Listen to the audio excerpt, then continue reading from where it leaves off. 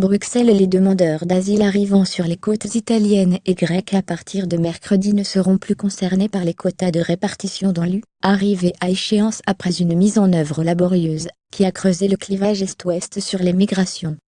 La clôture de ce programme, adopté en septembre 2015 au plus fort de la crise migratoire, signe la fin d'une exception temporaire au système Dublin, qui confie généralement aux pays d'arrivée dans l'U la responsabilité de traiter une demande d'asile. Au total, quelques 29,000 personnes ont été relocalisées dans l'Union depuis l'Italie et la Grèce, en application de cette dérogation de 2 ans, censée soulager ces 2 pays méditerranéens débordés par l'afflux de migrants fuyant la guerre ou la misère. Le bilan paraît faible comparé à l'objectif initial, qui prévoyait jusqu'à 160,000 places réparties selon des quotas par pays, et alors que quelques 1,5 million de migrants ont gagné les côtes européennes depuis 2015. Mais la Commission européenne se refuse pour autant à parler d'échec. De notre point de vue, le programme de relocalisation a été un succès, a même estimé lundi une porte-parole. Moins que prévu, l'exécutif européen fait notamment valoir que les relocalisations ne sont pas tout à fait terminées. Car si les nouveaux arrivants ne seront plus concernés, il reste environ 10,000 demandeurs d'asile éligibles en Grèce et en Italie, arrivés avant la date butoir du 26 septembre. L'obligation de les relocaliser ne s'arrête pas après cette date, insiste le commissaire aux migrations, Dimitri Avramopoulos. Face aux critiques sur les objectifs non atteints, il rétorque que les réalités du terrain ont changé, notamment grâce à l'accord de mars 2016 avec Ankara, qui a fait chuter de manière drastique le nombre d'arrivées sur les côtes grecques. Entières, environ 260,000 places envisagées ont ainsi été basculées dans un autre programme, pour l'accueil de Syriens directement depuis la Turquie. Et en Italie, fait valoir la Commission, la majorité des arrivants ne répondaient pas aux critères du plan, réservé aux demandeurs d'asile quasiment assurés d'obtenir une protection, comme les Syriens et les Érythréens. Le nombre de personnes relocalisables s'est avéré beaucoup plus faible que prévu, explique M. Avramopoulos.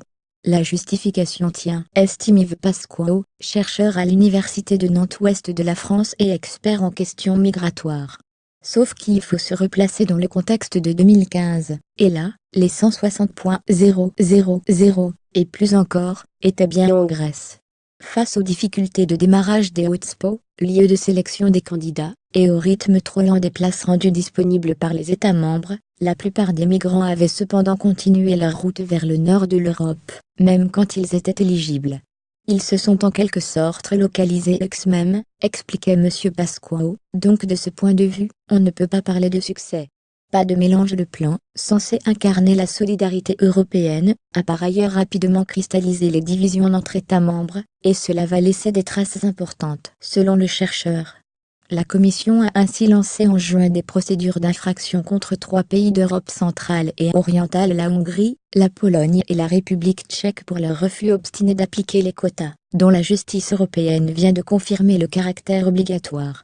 On ne veut pas devenir des pays d'immigration, on ne veut pas avoir de population mixte, où l'élément chrétien perd son rôle, a encore lancé vendredi le Premier ministre hongrois Viktor Orban. Les relocalisations ne sont cependant pas totalement un échec, selon M. Pasquao. Malgré les difficultés des hotspots, le plan a permis de créer sur le terrain un système opérationnel, dans lequel les autorités des États membres et les agences européennes ont réussi à se coordonner, ajoute-t-il, y voyant une expérience qui servira pour la suite. La suite, c'est une refonte durable du système de Dublin. Vu les difficultés des quotas temporaires, l'idée d'un mécanisme permanent de répartition semble abandonnée. La Commission propose désormais de garder la règle de la responsabilité des pays d'arrivée, mais avec un mécanisme correcteur en cas d'afflux massif. Dans ce cas, des obligations de solidarité seraient déclenchées pour les pays moins touchés. Mais les négociations entre États membres tournent en rond depuis plus d'1 an, des pays comme la Hongrie et la Pologne excluant toujours de se voir imposer l'accueil du moindre demandeur d'asile. Ailleurs, sur le web, contenu proposé par Taboola.